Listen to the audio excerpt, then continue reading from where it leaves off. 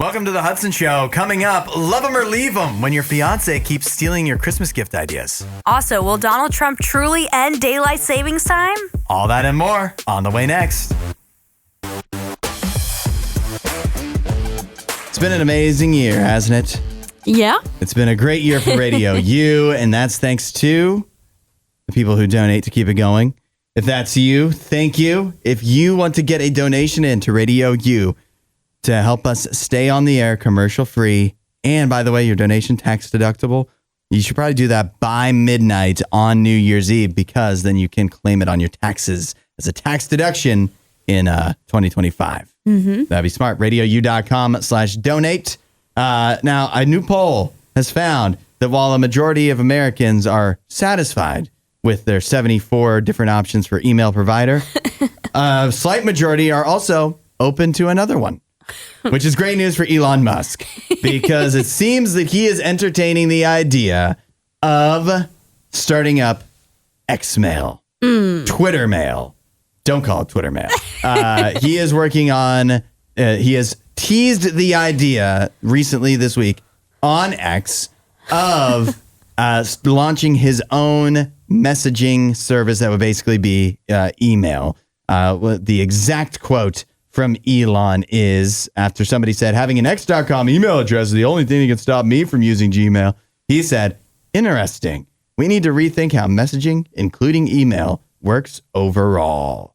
It sounds like people are speculating that this is an idea that he's working on, that we could be getting a new email provider, and it could be something to do with X. I mean, I don't know. I feel like we have plenty of email services, as you mentioned, 70 plus or whatever. And that feels like that's just, scraping the surface here. Yeah. Those are just the legitimate ones. Right. There's so many that offer email services. So I don't know if I necessarily agree with, we need to rethink this. We need to have a better option. I feel like I'm pretty much happy with whatever options I have currently and with what services they offer me. Let's be realistic. If you're the kind of person that's so fired up that Elon Musk is starting up his own Twitter email thing, whatever, that's cool, and you'll start that. But it's not like you're getting rid of your old email. Right. Your Gmail's not going anywhere. Right. Can you imagine the headache of having to change every account you have over to the new email? Yep.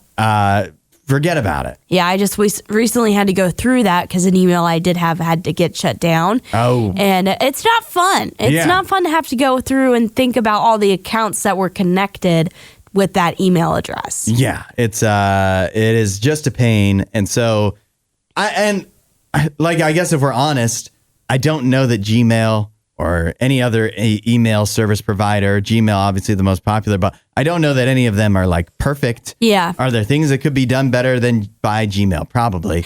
What are they? I don't know. Right. I just don't think it's perfect because I don't get excited to log into my email every day. And if I did, that would be a better experience. But I don't. I don't know that Elon Musk can create that, though. Yeah, I'd be worried about that. Also, I feel like, he's supposed to be this big efficiency expert now in the American government. So I feel like if this is his next project, it needs to be on the back burner, bud. That's right. Yep. Yeah, you got a bigger fish to fry. By the way, too, the top thing I think that most people would say, what can we be done better about email? Is probably spam, right? Getting unwanted emails. Yeah. And you know what he really has not done a great job with on Twitter at all? All the bots and fake things. Clearing that up. Yeah, those are, I feel like, even more prevalent than they ever were. So yeah, that's a problem overall in social media, let's be real. Yeah, I don't know that I'd trust him to keep my spam folder at a minimum. Let's do one of our favorite segments here on the Hudson Show.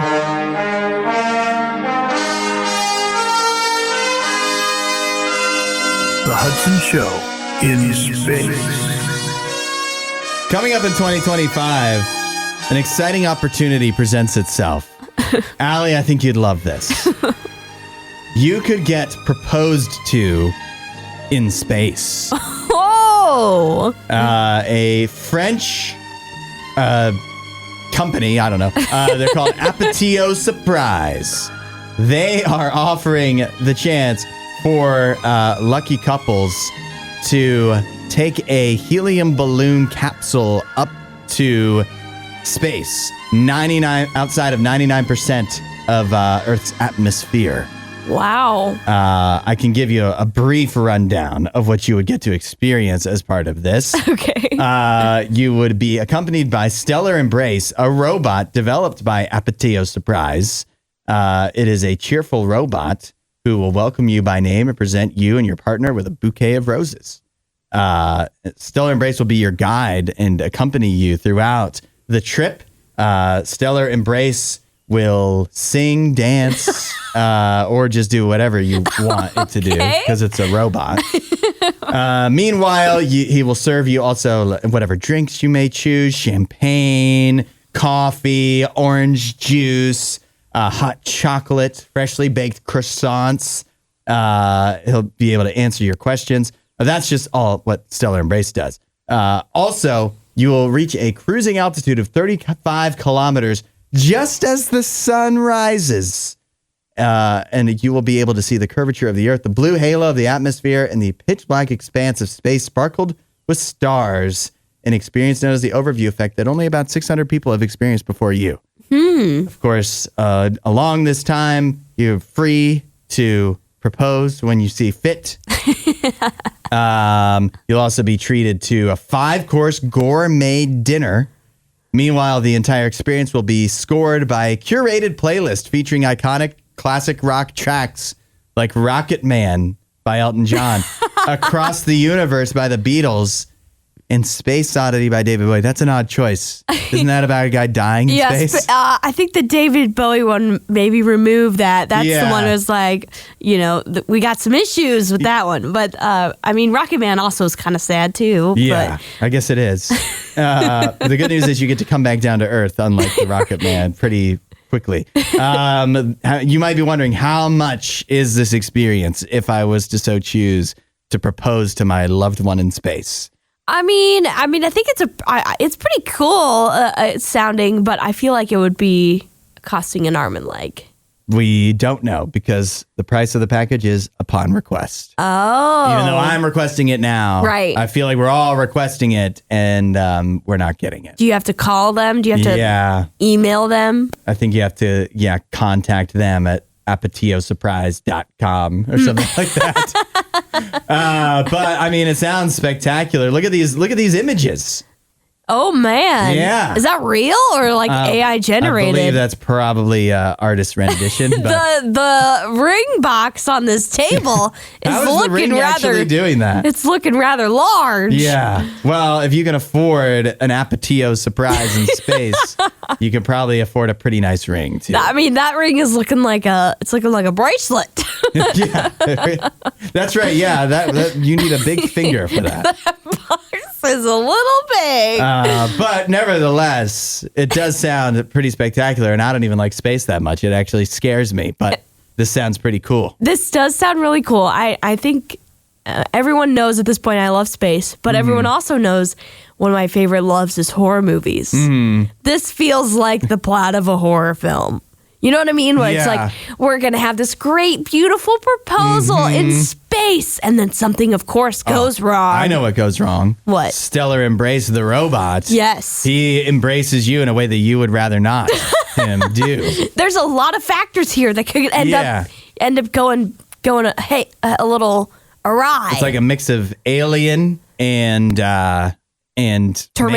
Megan. And Megan? Yes. In space. It's Megan in space. Megan in space. And your proposal is ruined. There's a lot of ways this could go wrong, but it also could go so right. And you'd have an experience. 600 people have experienced the overview effect. As far as I know, 0 have experienced being proposed to in space. Yeah. That could be you. Oh, okay. For a price upon request. All good things must come to an end. It seems that is the case with the NFL RedZone channel. One of the promises that has been made by the RedZone channel ever since its inception way back when is that you are going to get 7 hours of commercial-free football every Sunday.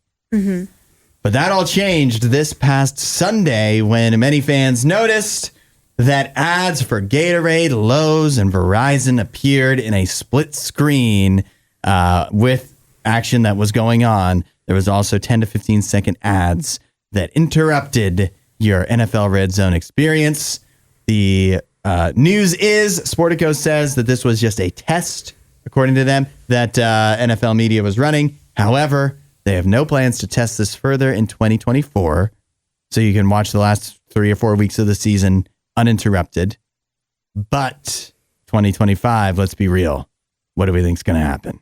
I think this is likely where this red zone coverage is heading, unfortunately. As much as I hate that, when I first read this article, I misread it and thought it was like, they're going to place ads in the end zone. Like, it's not going to be the team names anymore. It's going to be like Lowe's or whatever. But no, it's NFL Red Zone. And so I got confused. But yeah, that's not surprising to me to see that they're trying to find a way to add this in. But definitely, obviously, you cannot promote it as commercial free anymore if you're going to add this in. And it is, you know what? It's one of those things that, if we're honest, it's been too good to be true. It's just like, if anybody can remember back, I know this was years ago now, but to Movie Pass. When you have Movie Pass come around and they were offering you unlimited movies for like $20 a month or whatever it was. Right.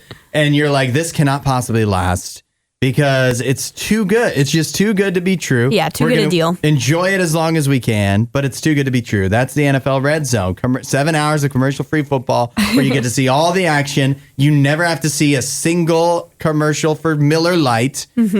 It's too good to be true. It's amazing that, I mean, how long has this been around? 2009. 2009. That's how long it's been running without commercials. 15 years. You set a precedence with this for sure, and I'm sure that was a hard one to change. But yeah, the NFL is basically looking for any way that they can monetize what they do. And you're talking about a program that people love. People love it because they don't have to switch the TV channel to follow lots of games. But also they love it because there aren't any commercial breaks. It's not wasting your time. Yeah. Commercials are a waste of time. They feel like a waste of time for sure. Yeah. When you're watching football games, I'm like, come on, why does this need to be 3 hours? And I say this to actually give the NFL credit and not to give them a license as if they need me to do that. But if you compare it to other leagues, the NFL has actually resisted a lot of ads truly interfering with your game experience. There's no ads on the field. Yeah. There's no ads on the jerseys. There's no ads like when you're actually watching the game, you're free from ads except for commercial breaks.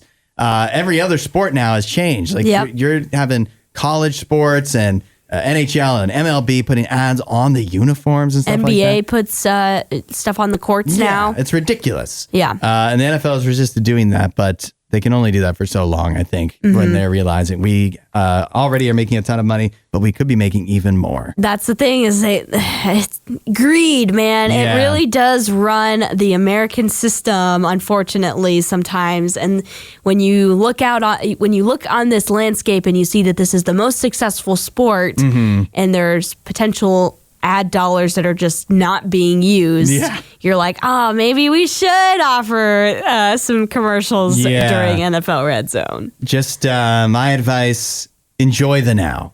Yeah. Enjoy what we have now and try not to get too upset when inevitably ads get added to it. At least we'll never have commercials. Yep. In 2024, we've heard about things like girl math and cash stuffing and loud budgeting and I don't know. It's all very confusing to me. But these are all kinds of things that have popped up on FinTalk. Fortunately, we have an expert here to help us make sense of it all. We have Rianka Dorsonville, Chimes Consumer CFP, joining us live from sunny DC. Good morning, Rianka. Thanks for being a part of the Hudson Show today. Yes, thank you so much for having me. All right, Rianka, a lot of us are on TikTok. We've seen some of these TikTok trends come and go over the past year and more. But I know that you with Chime recently kind of did a survey where you looked back at some of the biggest stuff on FinTalk of the past year. What are your takeaway from that survey? Yeah, so I'm so excited to have partnered with Chime to take a look at the latest leading emerging social trends. So according to AI social listening and the national survey, it turns out that the 5 largest FinTalk trends of the year are girl math, cash stuffing, one of my personal favorites, loud budgeting, money dysmorphia, and underconsumption. And also what we found out is that people are really wanting to learn about personal finance, right? It's one of those things that unfortunately sometimes isn't taught in schools. So It's no surprise that 32% said that they want to learn more, but felt a bit embarrassed about asking their family or friends about personal finances. So it's no surprise that 89% said they turn to FinTalk on a daily basis. And Rianka, how have you seen social media impact both spending and saving?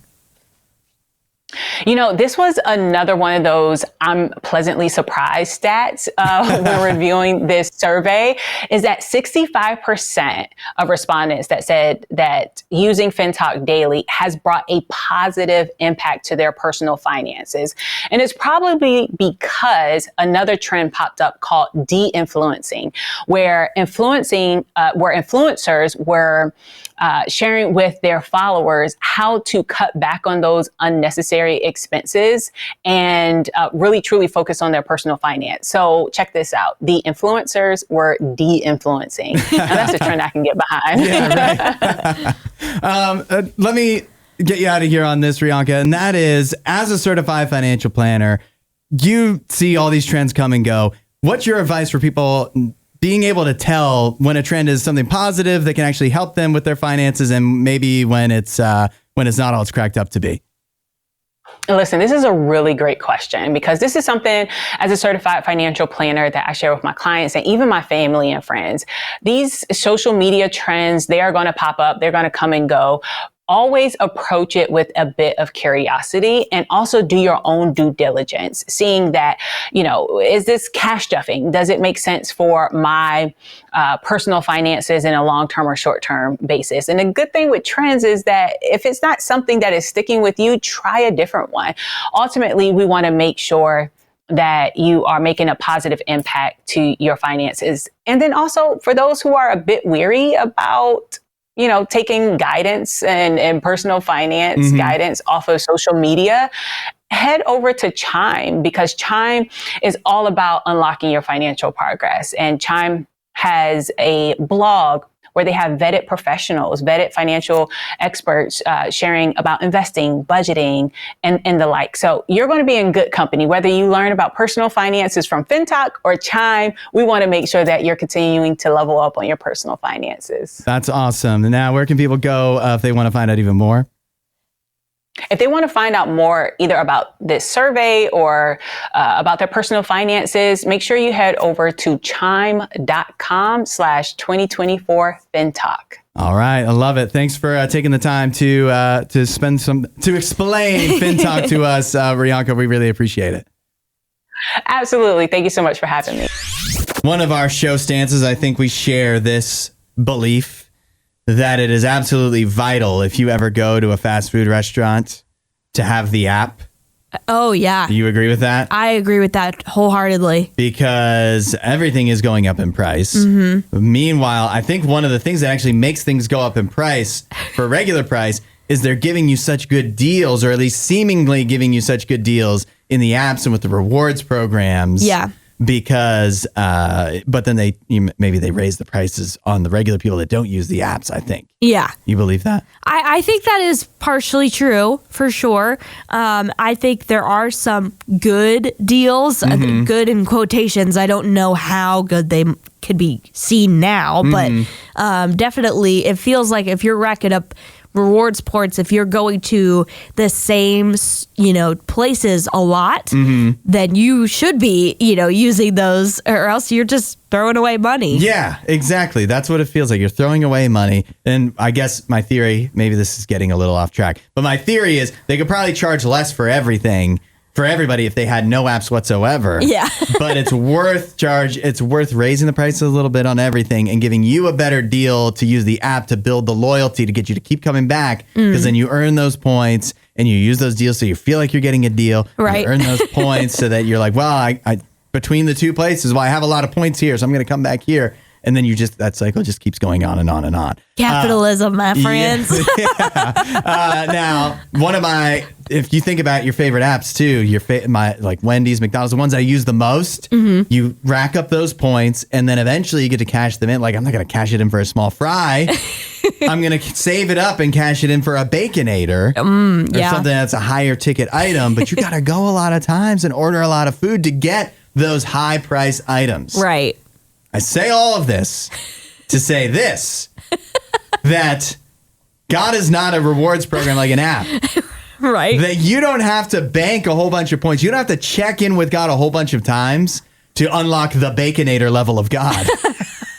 You can start a relationship with God right now, and you have access to all the benefits that somebody who's been checking in daily for months, years, decades. You have access to exactly the same thing. Yeah. Now, maybe some people who, in some walks of life, you'd be like, that's not fair to me. I've been checking in for decades.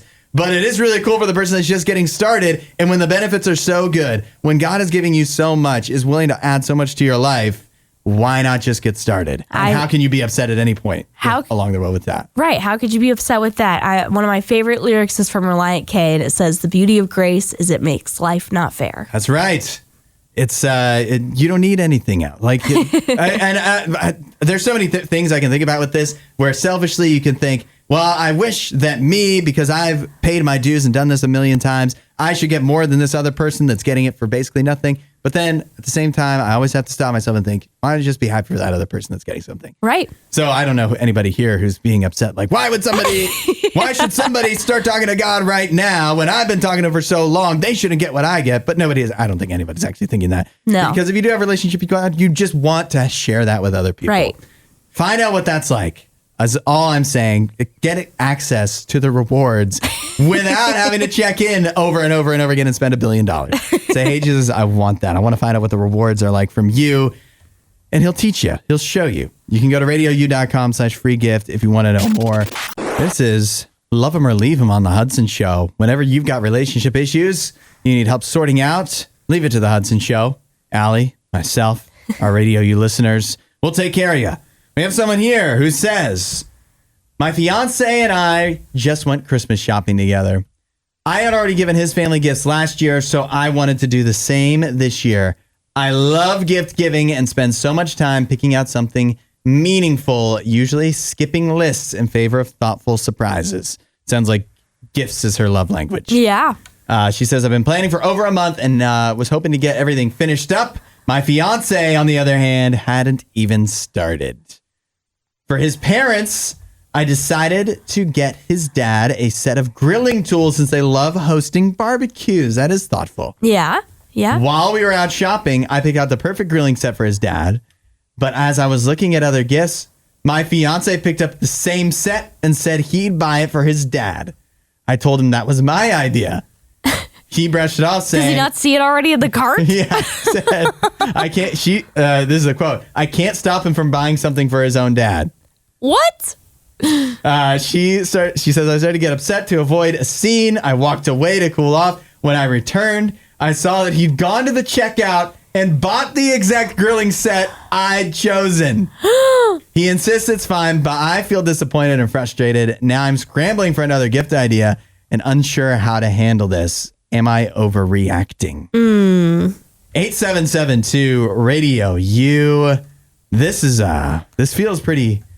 I'll say before we get to any advice, it feels pretty childish on his part. Yeah, I'm not loving that move too much. I'm not a big fan either, but they're engaged.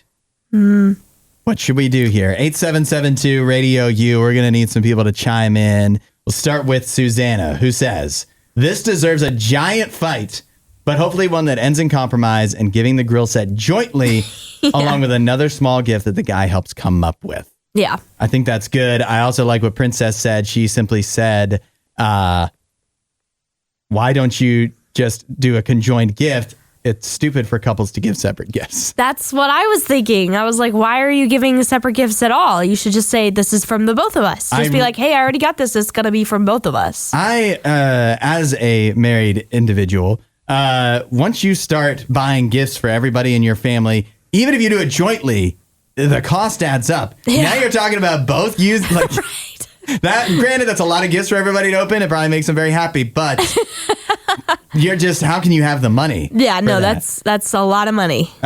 Shrew says, did she actually explain it was something that she had already bought? It almost seemed like she was keeping it a surprise from her fiance. He understands that she had bought it earlier than the trip they took to go shopping. If she didn't communicate that she had already bought it, this is actually on her. I do think there is some room for interpretation. I don't know that we have the exact details of, it sounded to me, I thought she had not bought it yet, but was about to buy it there and then. Right. I thought it was in the cart. Yeah. Like he can see it's in the cart. So I feel like that does change a lot. Yeah. If it is a scenario where she bought it earlier at a different day and he didn't know and she's not making that clear, then yeah, how is he supposed to know this? You can't be mad at him. But right. It does sound that either way, once he picked it out, she's like, no, I was going to buy that. Right. It does sound like she was clear once he did like say, I'm going to buy this for my dad. And she's like, that's the exact same thing I already got. I kind of like what Dee says.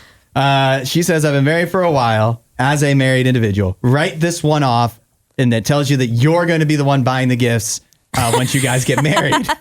Find something else that will go with the grill set that he already got, that will pair with it, and go from there. Yeah, maybe some other type of grilling thing like spices or something that fits with that to make it a little set. Justin says, and Corey also says, my vote is to buy the exact same set and give it to him a day early and be super petty about it. No, that's a terrible idea. As funny as that is, I do feel like that's not going to exactly... That's not a branch of the road of marriage that you want to go down. Yeah, it feels like that's going to be setting you up for success. Dylan says, offer to wrap it and then put that it's from you. Yes, Dylan has solved this. My wife and I collaborate gift ideas when it comes to getting gifts for each other's family. It works well for us, and we don't step on each other's toes when it comes to buying gifts. A lot of these, the problem here could be solved by just having all of your gifts be joint gifts. Maybe this person, because it sounds like she's really into gifts. Yeah. She admitted that. Yeah. Maybe she just wants all of the credit, and so that's what holds her back. Ooh, maybe you're getting to the bottom of the problem here. Yeah, I think so. In that regard, I think there's room to grow for both of them. Yeah. I still think that the boyfriend, is being a little odd. Yeah, pretty childish to race to the checkout and buy it while she wasn't looking. Yeah, that was dumb. If you remove that fact, I think that it's a pretty easy situation to solve. Joint gifts, take it easy. Don't make a big fight out of it. Yep, joint gifts, and if you absolutely demand that you need to get something that you handpicked yourself, then get something that goes with the grill set and just make it a little gift box for the dad. Yeah, I think we've helped them out here. Yeah. Hopefully this solves everything and y'all haven't broken up already. Because this is a love 'em. It's a love 'em, right? This is a love 'em. You're engaged. Be happy together. Have a nice Christmas. Our long national nightmare may soon be coming to an end. If Donald Trump, President-elect Trump, has anything to say about it. He has pledged on Truth Social, his version of Twitter, he has pledged to end daylight savings time. He just did this. The quote is, the Republican Party will use its best efforts to eliminate daylight savings time, which has a small but strong constituency, but it shouldn't. Daylight savings time is inconvenient and very costly to our nation. One of the things, this does not, to me, necessarily make Donald Trump good or bad, but I love how he'll just say things like this apropos of nothing. Yeah. Nobody was talking about daylight savings. Really, at this point in December, I don't think it was on many people's minds. Right. But he's like, this is something I will stand on. Yep. Daylight savings time. However, I think it's not necessarily a dumb thing to say because I think he's right. I think there is near universal support for putting an end to this silly tradition of daylight savings time. It's so silly. For years we heard that farmers are the main reason we're doing this. Let me tell you, farmers are one of the biggest lobbyists against daylight savings. Yeah. They also hate it. And so it's just like there's really no excuses left on the books anymore. They've run through them all. Get rid of daylight savings. Who this small but strong constituency is that somehow continues to Not even like they really haven't gained any ground in promoting daylight savings No, time. they're losing ground. But they just have managed to continue to just be enough of a roadblock that it never actually gets changed. Well, the reason it is that way is because our government is set up appropriately, which means it's hard for big changes to happen. But this has been on the books for so long. We're talking over 100 years that no, I don't know if it's quite over 100 years, but I read that they started it during World War I. Okay, so over 100 years. But after that time, they went away from it and didn't come back to it until World War II where it stuck. Okay. Now that's useless knowledge. That is some useless knowledge for you. I do remember my dad, he used to tell me when, that you get the whole like back in my day, and he was talking about when they made daylight savings the time for all parts of the year. They did this in the 70s, I believe.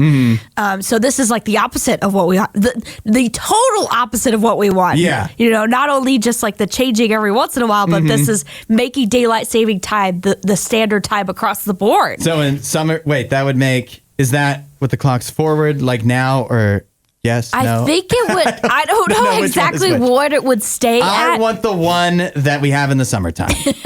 I think it was that one, but Okay. I'm not sure. But anyways, they did one of them. They standardized it for like a year maybe, but he remembers as a little kid going out to the school bus in complete pitch dark. And that's why they changed it back because parents were complaining. People were complaining like, I'm sending my kids out into the darkness to go to school every day. The time has changed. We've got light bulbs now. We've got reflective materials you can wear. I think, and are we really going to let kids getting on a school bus control our entire lives? Well, but that's the opposite of what we want, Hudson. You want the sun to rise earlier. That was daylight savings being the standard time. We want daylight savings to go away. We just, you know what? At the end of the day, I just want it to all stay the same. I don't even really care, if I'm being honest. I just don't want any change at all. I just don't. It just doesn't make sense. I really hate losing an hour of sleep. Right. And in the winter time, I know that you can only change it we can only change so much, but I would like it to be dark a little later during the winter time. Yes. And I don't care what time the sun rises. I really don't. Maybe that's just me as a radio personality. Right, we never get to see the sunrise anyway. 4 a.m. It's never going to rise that early unless we do some weird things. But I'm always driving in the dark. But I think even before I was waking up this early, my answer would be the same. I don't care when the sun rises. I care when it sets because I want to be able to do stuff at night without it being dark yet. Yep, standard time. Let's go for that. Let's get it going. It is funny, not to get too political, but now that Donald Trump has said this, how many people that thought the opposite are going to be like, actually, I like it. I like daylight savings. There's an unlikely new viral sensation on X. He's known simply as Styro Steve. Styro Steve is a styrofoam head.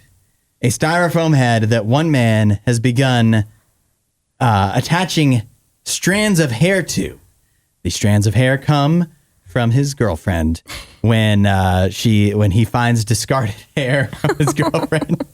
He affixes it to Styro Steve. He's been doing this for a few days. It already has a shocking amount of hair attached to it.